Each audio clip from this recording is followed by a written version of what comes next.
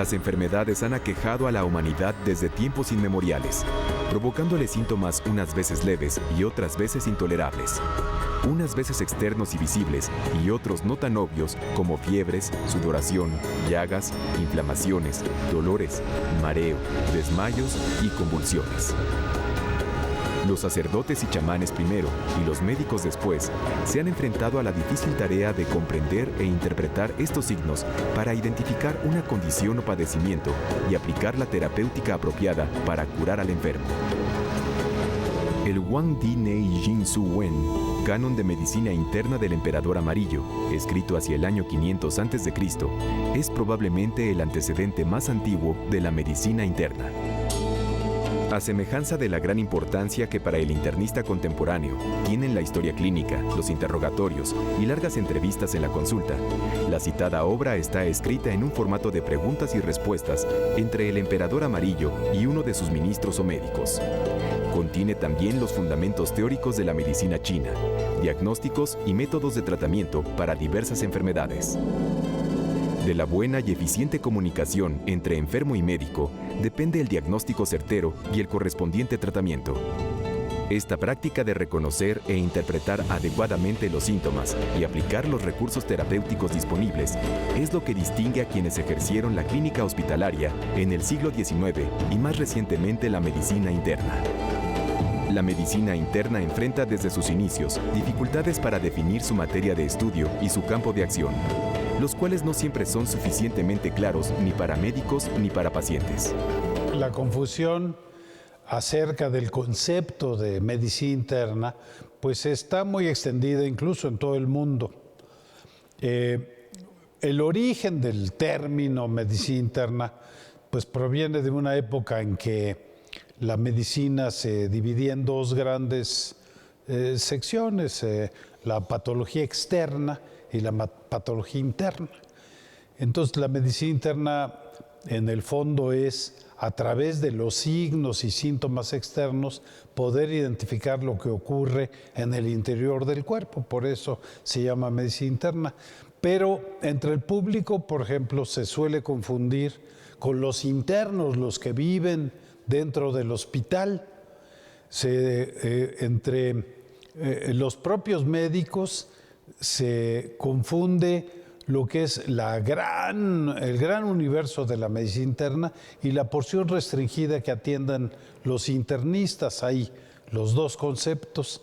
Y lo cierto es que no hemos contribuido suficientemente a aclararlo. Pero la medicina interna es la atención integral, la atención completa de los individuos adultos. El Diccionario de Ciencias Médicas define la medicina interna como la rama de la medicina que se dedica al diagnóstico y al tratamiento médico integral, no quirúrgico, de las enfermedades y los trastornos de las estructuras internas del adulto. Incorpora cotidianamente al conocimiento clínico de las enfermedades y su tratamiento los adelantos de las ciencias físicas, biológicas, sociales y del comportamiento.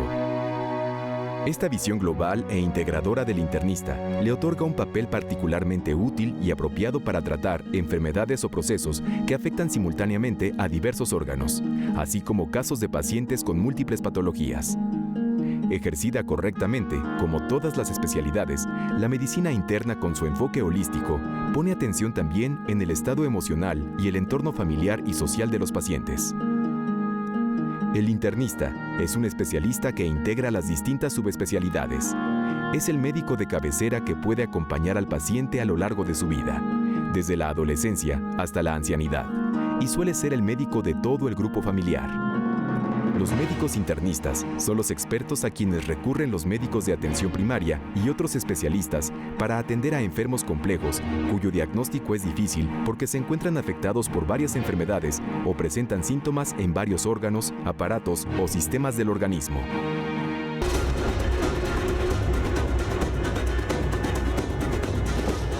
La medicina interna en México tiene su origen en la medicina prehispánica, de igual o mayor importancia que la desarrollada en Europa y otras partes del mundo antes del siglo XVI. La medicina era llamada genéricamente tisiotl y se nombraba tisitl al médico y la médica por igual.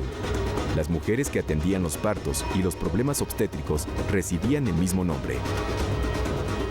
No había una separación formal entre medicina y cirugía, ya que los médicos debían reunir el conocimiento médico y las aptitudes manuales para atender a los enfermos. Los médicos tlatelolcas y de México refirieron a Fray Bernardino de Sahagún qué era lo que hacía el buen médico o médica.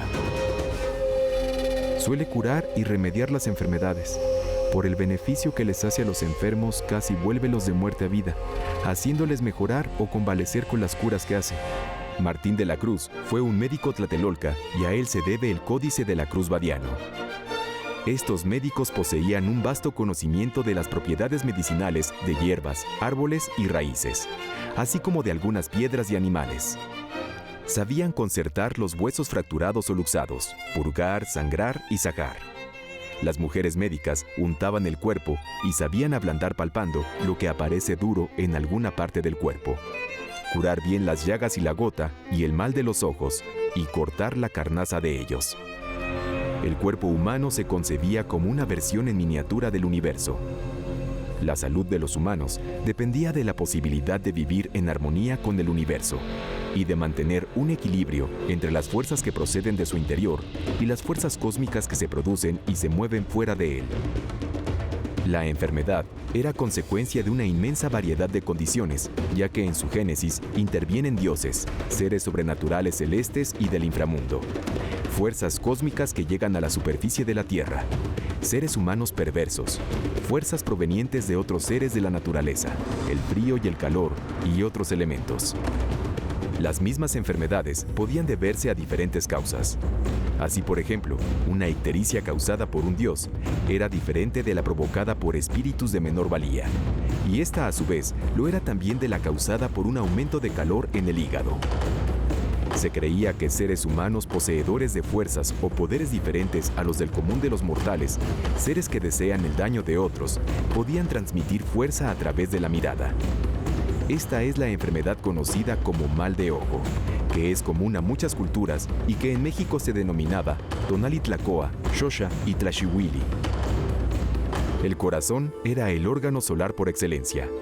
Su movimiento constante y su ubicación por encima del diafragma le hacían representar al Sol en esta dinámica que aproximaba al cuerpo humano y su entorno celeste. Por ello, las enfermedades del corazón eran muy importantes para la medicina prehispánica. En las culturas mesoamericanas prehispánicas, la náhuatl entre ellas, se consideraba que las funciones mentales se encontraban ubicadas en este órgano. Por esta razón, se atribuían al corazón las enfermedades mentales. Yolo-tetecuiquilixtli, palabra que se deriva de tetecuica, dolor vivo, pulsación, latido, significa dolor o padecimiento del corazón. La correlación entre dolor opresivo y angustia era prácticamente la misma que expresaba William Heberdine, poco más de 200 años después, al caracterizar la angina de pecho, descripción que se ha mantenido como la clásica. Podemos observar el desarrollo de la medicina prehispánica en el Códice de la Cruz Badiano, que nos ofrece un texto de extraordinario interés por la calidad de la observación clínica y el gran conocimiento de sustancias medicinales que recomienda.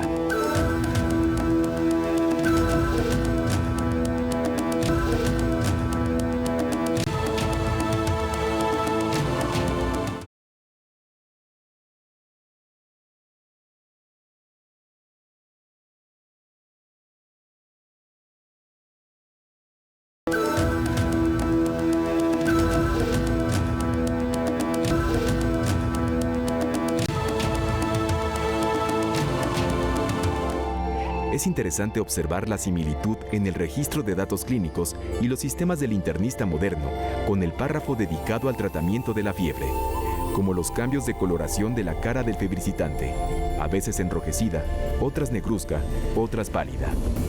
Señala que algunos escupen sangre y vomitan, y hace hincapié en la agitación que los hace volverse de un lado a otro. Señala la pérdida de la visión y los sabores diferentes que siente, y repara en el peligro que significa una orina blanca, señal de que el tratamiento deberá ser enérgico e inmediato.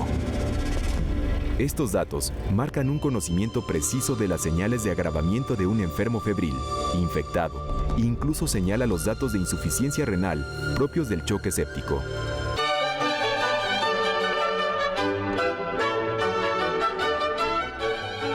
Cuando llegaron los españoles al Nuevo Mundo, trajeron consigo una cosmovisión totalmente diferente y en algunos aspectos antagónica a lo que habían desarrollado durante siglos los pueblos nativos de América, además de armas y enfermedades que en estas tierras no se conocían. La fusión de la medicina europea con la prehispánica pasó en un primer momento por periodos de choque, rechazo y prohibición, que provocaron que mucho del conocimiento médico desarrollado y acumulado por siglos se perdiera o estuviera muy cerca de desaparecer. Los médicos europeos, más por necesidad que por convencimiento, empezaron a usar los remedios indígenas al faltarles los medicamentos de origen europeo. Poco a poco, experimentaron con la herbolaria y la terapéutica de los indios y también poco a poco pasaron del rechazo a la aceptación y finalmente al reconocimiento del enorme y asombroso desarrollo que había alcanzado la práctica médica en lo que hoy es México. La principal característica de esta apropiación del saber indígena es la correlación de los criterios de frialdad y calor de los medicamentos, con las características propias de los humores provenientes de la medicina de la antigüedad greco-romana. Bilis, sangre, flema y bilis negra para reclasificar enfermedades y remedios de acuerdo con los criterios de la medicina europea, que era galeno-hipocrática. Desde el principio del periodo colonial, la siembra y el comercio de plantas medicinales originarias de México representaron una importante fuente de riqueza para los españoles. La medicina española del siglo XVI era la más avanzada de Europa. Los médicos hispanos tenían, además de un alto grado de preparación, la sabiduría acumulada durante siglos del sistema médico hipocrático galénico y enriquecida por las medicinas árabe y judía. La primera obra de tipo médico que se escribió en la Nueva España fue el Libellus de Medicinalibus Indorum Herbis, conocido como Códice de la Cruz Badiano. Por desgracia, esta magnífica obra no se conoció en su tiempo porque fue enviada al rey como regalo y se mantuvo guardado en la Biblioteca Vaticana hasta 1991, año en que fue regalado por el Papa al pueblo de México y desde entonces se encuentra resguardado en el Museo Nacional de Antropología. Primer libro publicado, impreso en México, de medicina, Opera Medicinalia de Francisco Bravo de Osuna. Tiene 4 secciones muy grandes y en ellas él trata qué es el tifo, un problema de medicina interna y de infectología posteriormente, y qué es el tifo desde el punto de vista de sus síntomas, de su mortandad, de a quienes afecta, y dice hay un tifo muy raro en México que se comporta diferente que el tifo europeo. Vamos a pasar hasta 1928-29, que Maximiliano Ruiz Castañeda y Hermann Moser diferencian el tifo mexicano del tifo europeo, pero además diferencian que hay 2 riquezas que los provocan y que por lo tanto se comportan diferente, no por ser mexicano y por ser europeo, sino por el germen que lo provoca. Eso lo hace muy, muy detalladamente Francisco Bravo en 1570. En 1579 se inicia la enseñanza de la medicina formal en la Nueva España, en la Facultad de Medicina de la Real y Pontificia Universidad de México. En 1598 se estableció la Cátedra de Vísperas, donde se enseñaba lo relativo a las enfermedades del cuerpo desde la perspectiva de la medicina humoral vigente en Europa.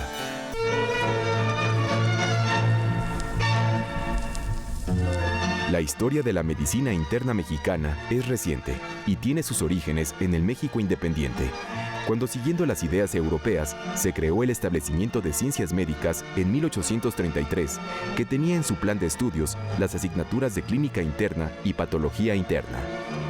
El término medicina interna surgió en los últimos años del siglo XIX y de hecho solamente fue consignado como tal a partir de la publicación de Principles of Internal Medicine. De México, hubo representantes de esa disciplina en los clínicos de la época. Destacan por su obra escrita o por el testimonio de sus discípulos Luis María Montana, iniciador de la enseñanza clínica con enfermos en 1804, Manuel Carpio, Miguel Jiménez y José Terrés. Miguel Francisco Jiménez egresó del establecimiento de ciencias médicas como médico en 1838.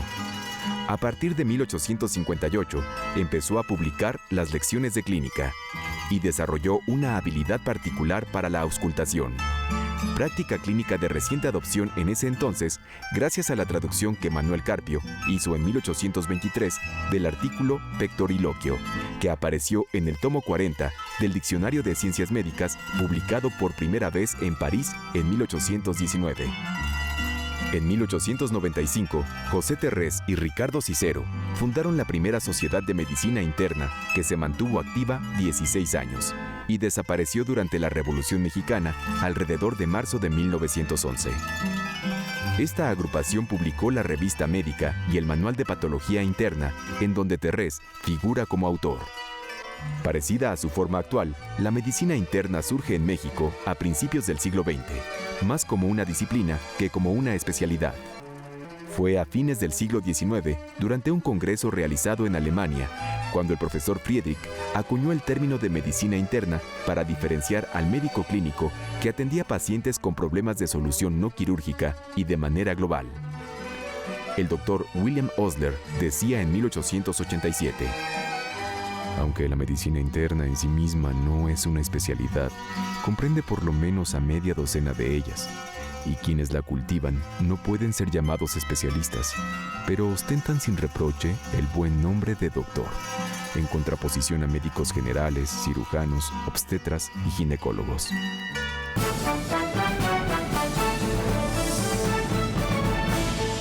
Al inaugurarse el Hospital General de México en 1905, algunos de sus pabellones fueron asignados a la atención de pacientes con problemas no quirúrgicos, unos en torno de una enfermedad y otros alrededor de un órgano, aparato o sistema que eran accesibles a estudios endoscópicos que definieron estas primeras especialidades, o bien a enfermedades que requerían atención especial, como era la tuberculosis, que dio origen a la tisiología. Al llegar los doctores Ignacio Chávez y Salvador Subirán al Hospital General, se buscó elevar la calidad de la medicina a partir de la academia y a utilizar el concepto de medicina interna en áreas dedicadas a subespecialidades, como lo era en ese momento la cardiología. En esta época se fundó la carrera de médico de hospital. Desde su inicio en 1946, el Hospital de Enfermedades de la Nutrición atiende a los enfermos a través del servicio de medicina interna, y es seguramente el primero como tal en México. Su influencia ha sido notable. En su seno se han formado un gran número de especialistas de muy alta calidad, quienes sin embargo no siempre continuaron como internistas, ya que la mayoría de ellos realizó una especialidad. Al final de los años 60 y durante los 70 se dio un crecimiento notable de los servicios de medicina interna en los hospitales de la Seguridad Social Mexicana.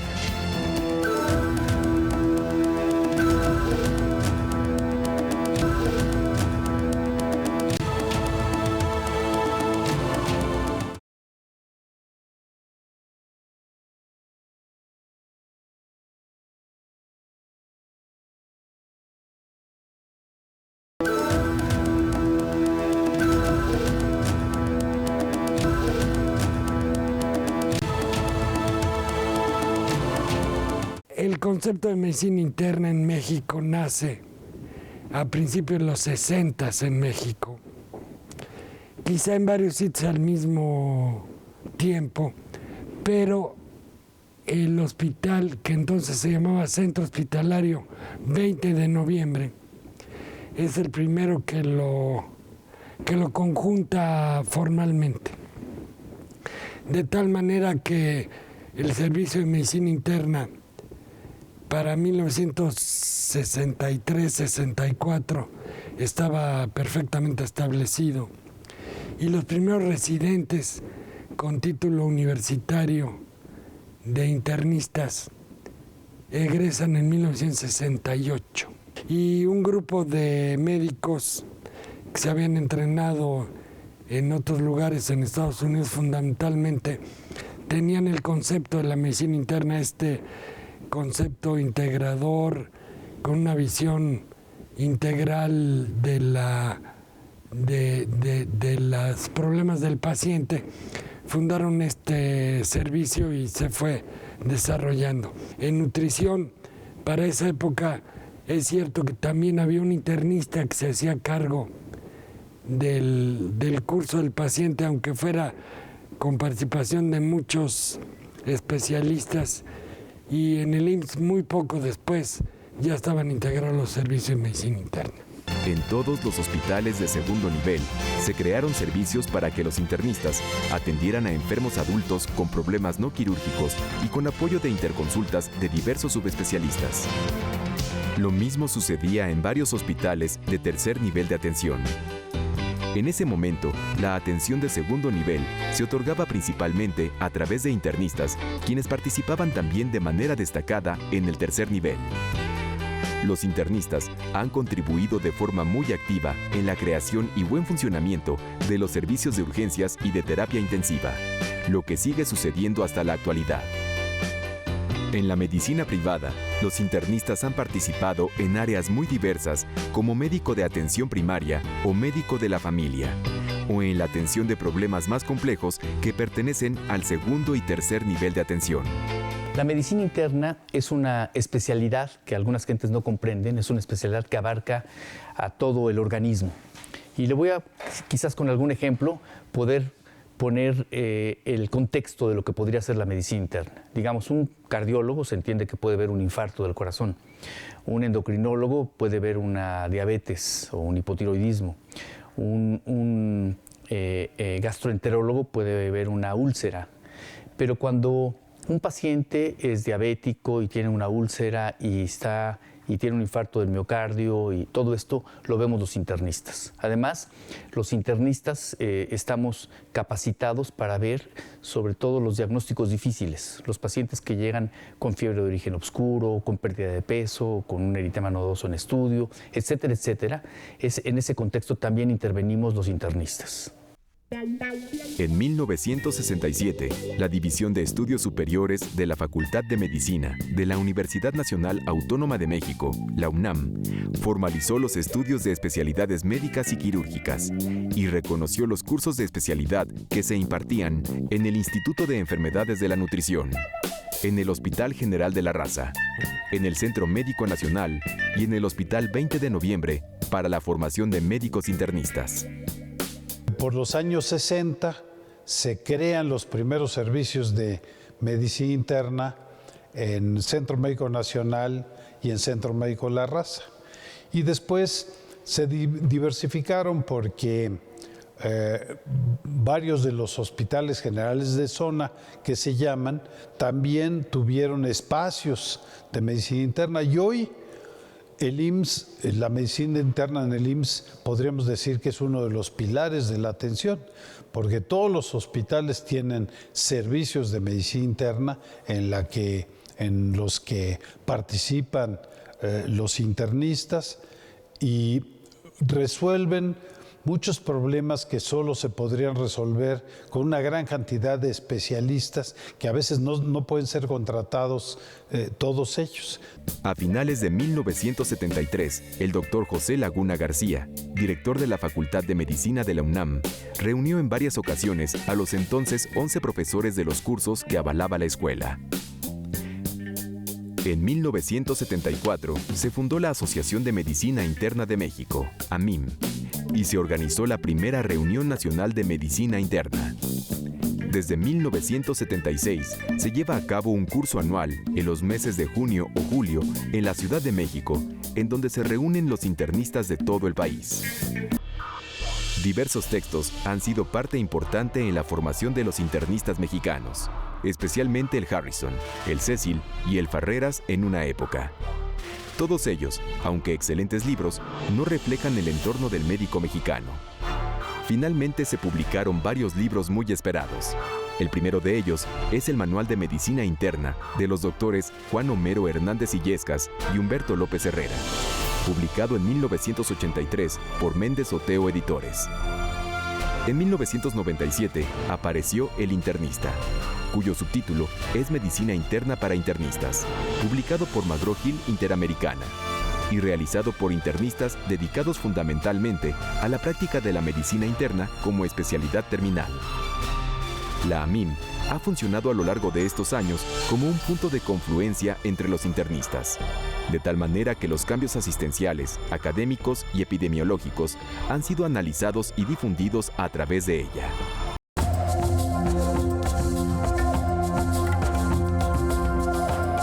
Actualmente, al hablar de medicina interna, nos referimos tanto a un amplio cuerpo de conocimientos que abarca todas las ramas no quirúrgicas de la medicina de adultos, como a la actividad profesional de los internistas, lo que constituye un concepto más restringido.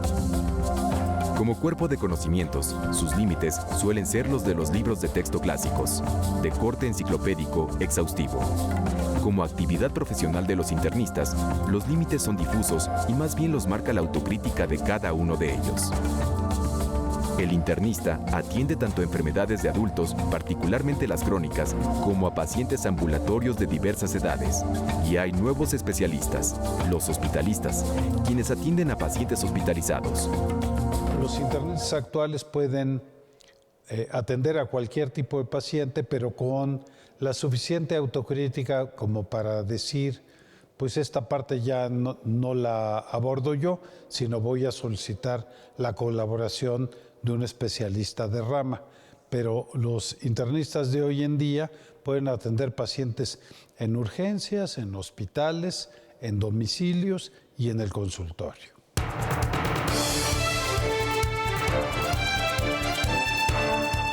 Así como fueron creadas especialidades como la infectología clínica, la geriatría, los cuidados intensivos y las urgencias, en un futuro próximo podrán surgir otras como la medicina del adolescente, de la mujer, complicaciones médicas del embarazo, medicina perioperatoria, trasplantología, enfermedades metabólicas y el ya citado hospitalismo. Así como se han ido saliendo del cuerpo de la medicina interna estas áreas, hay otras. Quizá la geriatría es una especialidad más, que al principio era parte fundamental, clara de la medicina interna, y en este momento la geriatría es una especialidad aparte. La medicina interna del siglo XXI es el prototipo de la nueva clínica, en la que se saca provecho de las ventajas y se conservan cualidades que le han dado sentido a esta especialidad. Los nuevos internistas deberán conservar la visión holística del paciente como un todo, integrado por órganos, aparatos y sistemas siempre interrelacionados y dependientes. Los nuevos internistas deberán estar armados con toda clase de recursos técnicos y metodológicos para enfrentar el creciente envejecimiento de la población y la proliferación de enfermedades crónico-degenerativas que afectan diversos órganos y aparatos como la diabetes, la obesidad mórbida o la hipertensión. También será indispensable que sigan cultivando las habilidades que han caracterizado su relación médico-paciente, estrecha, honesta y personalizada, para diagnosticar y curar, como lo hicieron los médicos chinos del siglo 500 a.C. y los médicos y médicas prehispánicos.